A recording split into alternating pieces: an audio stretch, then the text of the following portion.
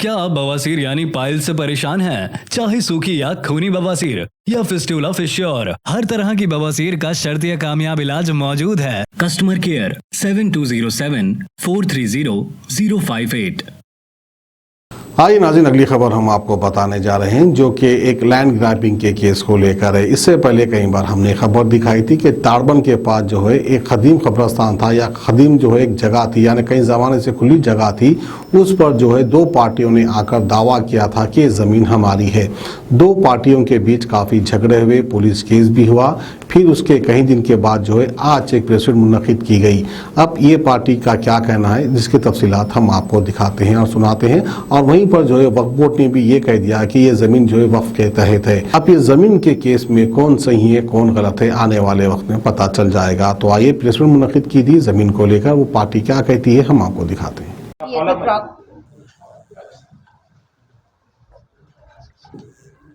Take care करने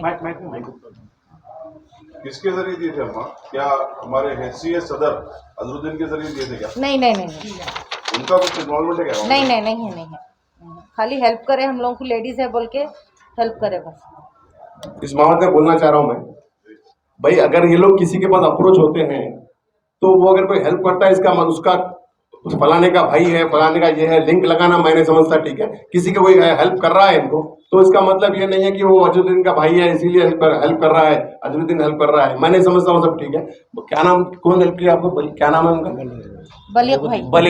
शायद बलिक भाई इनको असिस्ट किए थे, तो बलिक भाई असिस्ट किए तो बस उसके पीछे पड़ गए लोग। सर, इसको बता रहे पॉलिटिकल भी कुछ इसमें इन्वॉल्वमेंट है बोलते। मैंने समझता सब कोई पॉलिटिकल इन्वॉल्वमेंट है। एक क्लियर टाइप, इसे प्रॉपर्टी केस है, क्लियर प्रॉपर्टी केस है। 1200 गज प्रॉपर्टी, अरे करीब इनकी 1735 है। ऑलरेडी 400 इंक्रोचमेंट हो चुकी है, जिसका 2011 से केस चल रहा है रंगारेड्डी कोर्ट में। तो ये 1200 गज इनके अपने कंट्रोल में है। अब प्रॉब्लम यह है कि वक्फ बोर्ड का जब डिस्प्यूट आया तो वो हिसाब से ये लोग अप्रोच हुए कहीं पे। अब कोई ये देखता है अकेली लेडी थी, कहीं पे अप्रोच हुई कि प्रॉपर्टी क्लियर करके देंगे, बोला उनको। जब 2018 से ये लोग कुछ नहीं हुआ, तब शायद वो हमारे पास किसी के जरिए आए। हमारे पास आने के बाद में हमने काम किया। इमरान बताया कि अभी वक्त प्रॉपर्टी है, इससे पहले तो वही इमरान बता रहे थे कि प्रॉपर्टी नहीं है। अब अगर आज बोल रहे हैं तो मुझे पता नहीं, वो बोलने का चांस, अगर आज बोल रहे हैं तो उनकी मर्जी, क्या बोल, क्योंकि उनकी दाल गल नहीं रही ना। हो सकता है वो एक रीजन होगा। इसका कुछ प्रीवियस बैकग्राउंड पता है आपको? किसका? नहीं, मैं कभी मिला नहीं उनसे, मैं जानता भी नहीं पर्सनली। स्टेटमेंट के ऊपर कुछ आप लोग सर, आपके रिट पिटीशन के हिसाब से जो ऑनरेबल हाई कोर्ट ने जजमेंट दिया, पेज नंबर 3 पे रेस्पोंडेंट नंबर 2 के एडवोकेट फरमाते हैं कि वो गजेट मिसप्लेस्ड है। तो क्या वो मिसप्लेस्ड रिकॉर्ड उनको मिलने पर चेयरमैन ने बयान दिया होगा? नहीं, मिसप्लेस्ड कहाँ लिखा? पेज नंबर 3 लास्ट देखिए, respondent number under about gazette is misplaced. कौन सा केस बता रहे हैं? Number 6 has different boundaries. Para number 6 Yes, last no. line. Has different. Misplaced No. document Please try to understand. No. Try to understand what is mentioned. Gazette misplace हुआ नहीं बता रहे वो लोग। ये सेंटेंस कहाँ से शुरू होता है? Standing counsel appearing for the second respondent by drawing the attention of this court to the counter affidavit filed would submit that the area and extent of land and the area being claimed by the petitioners does not form part of the land, which has been notified in the above gazette number so and so, and the extent of said land is 10,873.6 square yards, has different boundaries, and as such the claim of the petitioners that they are being disposed by the second respondent under the above gazette is misplaced. The gazette is not misplaced. Under the gazette is misplaced. जो बात है सो बात गलत है, बात सही नहीं है, बताना चाह रहे। गजट इस मिसप्लेस नहीं है इसका मतलब। नहीं साहब, वही बोल रहा हूँ कि अभी वक्फ बोर्ड क्लेम कर रहा है कि उसमें से 10,000 चिल्लर गज जमीन में से कुछ गज जो है नेहरू जूलॉजिकल पार्क को दिया गया था। उसी में से पार्ट एंड पार्सल ऑफ 10,000 गज में से ये 1200 गज है, उसके जो 10,000 गज है उसी में से एक मस्जिद का भी हिस्सा है बोल के बोल रहे हैं। अभी भी वही क्लेम कर रहे हैं वो लोग। अब वो लोग क्लेम कर रहे हैं, बट ऑर्डर के हिसाब से उन्होंने बोले कि जो है ये नहीं हो सकता, ये प्रॉपर्टी नहीं हो सकता। नंबर जो आ रहा वो 24 इंच है आपका, उसके बाद आपका बाइक का नंबर है, तो क्या पार्ट एंड पार्सल ऑफ नहीं, एक minute, door number gazette notification में कोई डोर नंबर नहीं है, सर्वे नंबर नहीं है। नहीं, अभी बोल रहे हैं कि वो अपने जो लास्ट का जो 24 नंबर है वो part and parcel of the bike. सबसे पहले मैं आपको बता दूं, पहले बात तो गजट पे कोई डोर नंबर नहीं है, इवन सर्वे नंबर नहीं है। और गजट नोटिफिकेशन में ये बताया गया है कि ये 10,828 स्क्वायर यार्ड जो है सो ये नोटिफाइड प्रॉपर्टी है, गजट में बताया गया। उसमें ये नहीं बताया गया सो है कि ये प्रॉपर्टी वक्त कोई तो किया होगा ना, वक्त कौन किया है ये प्रॉपर्टी कोई पता नहीं है, कब वक्त हुआ कोई पता नहीं है, whether section 4, 5 and 6 is followed और नॉट कोई पता नहीं है।